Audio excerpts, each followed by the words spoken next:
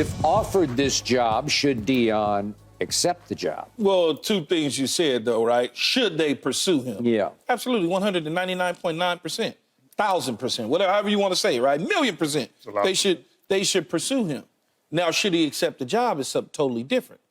Now, we know that he played for the Cowboys. We know that he has taken up residency in the state of Texas. Yeah. We get all of that. But let's not forget that Colorado is headed to the Big 12 Conference. They are. Now you get a little more money for the university athletic department, everybody. They kind of, their pockets are getting full a little bit. So now they're going to have to relinquish some of that, whether he takes the job or not, to Deion. You got to address his contract situation because every single year, during firing time before the holidays, his name is going to continue to come up as long as he's coaching at Colorado. Many people think that A&M is a bigger program than Colorado. But again, I must say, he is at Colorado leaving the Pac-12 to go to the Big 12, which gives him more money and more opportunity to compete on a national level. Now let's dive into what he is doing in Colorado. Only not is he coaching the other guys on the team, he's also coaching his sons. His sons still have eligibility. They're not going to the National Football League this season. They're going to wait one more year, according to Deion, before they put their names in the hat to turn pro. So what do you do there? Can the sons transfer? Well, not according to the NC2A rules. They can't transfer again. There's circumstances that I don't think they qualify and meet that will allow them to transfer. So it becomes a very sticky situation. Money changes a lot, though, in certain equations, right? How much money is enough money to get him to transfer? Are we talking about the highest paid coach in college football, $15 million a year, lifetime deal? Like, what would make somebody say, you know what, I'm going to go to A&M and I got to forget about Colorado? Key, that question isn't as simple as what you're asking, because the question is, how much money is enough to leave my sons at Colorado and abandon them and go coach in a school in Texas because they can't leave?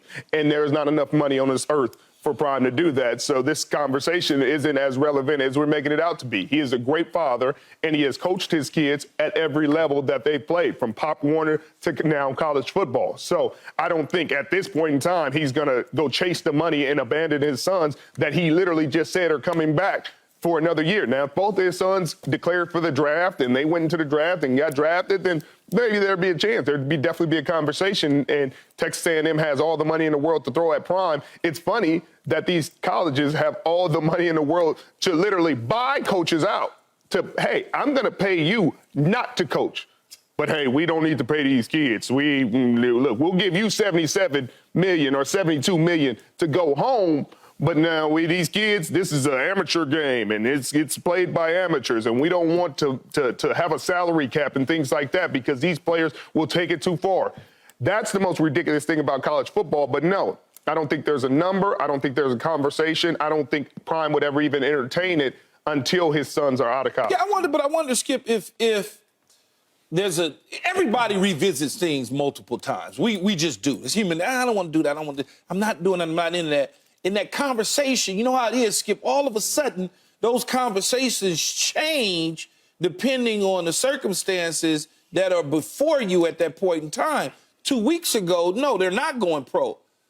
3 weeks later, they're not going pro. But I'm just saying, conversations, all of a sudden, they say, hey, we really want to go pro, Dad. Let us do what we want to do. Maybe. And that's all I'm saying. I'm not saying he's going to do it, not going to do it. I just know conversations change all the time. Okay. Here's what I know about Texas A&M. I know a whole bunch of Aggie alums. And on the night of October 9th of 2021, my phone blew up because in College Station, Texas A&M, under Jimbo Fisher, had beaten #1 ranked Alabama. And it went to the wire. It was 41-38. And the starting quarterback for Alabama that night was Bryce Young. So they did it at the highest level. And yet they'd already lost a couple of games up to that point. And down the stretch of that season, they went to Ole Miss and lost a 29-19 game. And then they went to LSU and lost a 27-24 game. And they wound up 8-4. That's not what those people want. They were out of their minds the night of October 9th, but they want to validate that with a national championship. These are some of the deepest pocketed alums in this world, and yet they have the highest expectations. And it's funny to me because Colorado does have some football tradition and legacy, because once upon a time, back in the, what was it, like 1990, I guess it was, they won the national championship. A&M, not so much. Yet A&M is now in the SEC, and you're going to have to deal with the Alabamas and the LSUs. And it's a tough place to go. Yeah, pretty soon you're going to have Oklahoma and Texas. And by the way, you're going to have to recruit, as you have your lifelong against Texas, for the best players in the state of Texas, as Coach Sark. As well as Oklahoma, too, because they recruit Texas. Do they? And my point is, it's a tough place to coach. Would Deion work that? Sure, he would work. Now, he's a Dallas guy as opposed to, this is more Houston, because it's what? College Station's about 50 or 60 miles up from Houston. But the point is, would Deion put them on the national map? You better believe he would. They would expect, if they made him the richest coach in the history of college football, they would want a national championship within 2 years. They would want it turned around quickly. And by the way, their talent now, by the talent rankers, ranks 4th in the country. So they're just saying, Jimbo, well, you got to give us more than this. We give you all this money. We need national championships. We need to be in the conversation. We need to be in the playoffs. And they're not going to sit still for anything less than that. I still believe Colorado is a great place to coach. And again, we took our show there, and it's a beautiful place. Does it get cold? Yes, it gets cold. It can get a little cold in College Station occasionally. Maybe not as cold as Boulder gets. But to me, I see Deion staying at Colorado because the Big 12 is it's an easier route to go win a national championship to me, because you don't have to fight through the SEC. Right? Yeah, it is. That's why I said they're moving to the Big 12.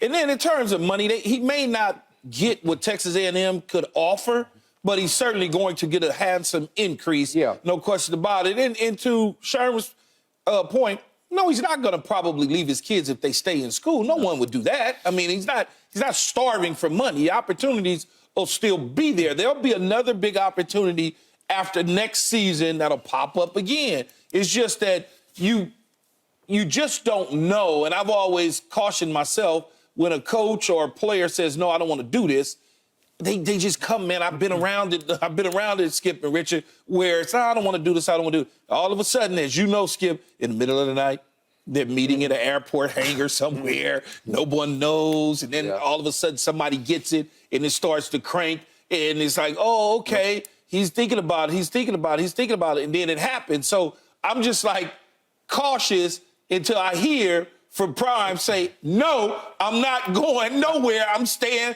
my tail right here. I'm just going with what I know about Prime and what I know about this opportunity to coach his sons. The last time he will have the opportunity to coach his son, when you have invested the amount of time and effort that he has in his sons, from the Pop Warner level to the collegiate level, and you have one last chance to coach them, I don't see him saying, skip that. I got to go chase this money, when the money will still be there and this opportunity to coach his sons will never be there again. So I think that Texas A&M will go after Oregon's coach, Dan Lanning, somebody who's familiar with the SEC, somebody who came from yesterday. I'm staying. He's in the middle. He's in the middle of a contentious run. They're in the mix to make the playoffs, but I think they can throw a situation where they throw enough money at him that he says that he has those conversations in those meetings in a secret hangar where something might happen, because he's a guy that's familiar with the SEC and has had success. Okay. Well, could he get a waiver? Could Deion get a waiver for his sons to transfer with them from the NC2A of some sort? Could magically Texas A&M figure out how to manipulate that? Money talks. And yet allow me to defend the fact, I'm sure there are those out there saying, well, wait a second, Deion's going to finish 4-8 and somebody would make him the highest paid coach in the history of college. Yes, they would. Yes, absolutely, they would. 100%. Because he turned that program from rock bottom nowhere into competitive out of the box. They went to TCU and won, and they beat Nebraska, and they did beat Colorado State in overtime. And they've had a rough ride from there on. They did get smoked at Oregon. We get that. But in a lot of these Pac-12 games, They had your Stanford team down 29-0 at half, and they blew it. But the point is, even against Arizona last Saturday, they competed to the bitter end. Man, they was up the whole game. They were up. They had them. It's phenomenal what he has done with that program overnight, turning it completely upside down. And again, they lost a recruit the other day, but it sounds like they're going to be wait until he gets back into that pool. Yeah, they lost a recruit, but then they're going to gain a recruit. They will. And then somebody else is going to lose a recruit because they're going to take that recruit. I agree. It's just a matter of time. Yeah. Okay. So I think we're all saying Deion should probably stick around in Colorado for another year. I would, Yeah. as long as his sons are there, then I would probably say yeah. Yeah. But again, these things change, man. These conversations be changing. Yeah. All of a sudden, Shador and Shiloh sit at the table having some food, and they just get the conversation going. And Dad, we really want to do this. This is really what we want to do. You know, it's our life. You get them conversations going.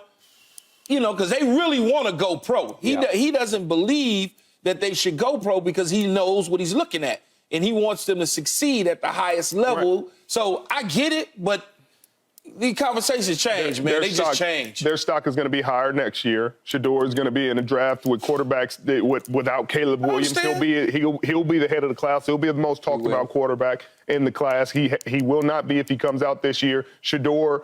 I mean, Shiloh's situation is much different than Shador's. His draft status is much different than Shador's, and it will be better next year if he stays and has an improved season. I got $200 million for you. You ready to take the job, Richard? Look, I ain't coaching my sons. Where are we going?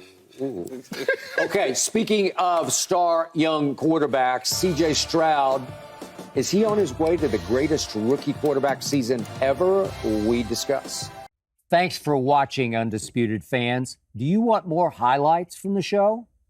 Make sure to click that subscribe button for all the exclusive content from Undisputed.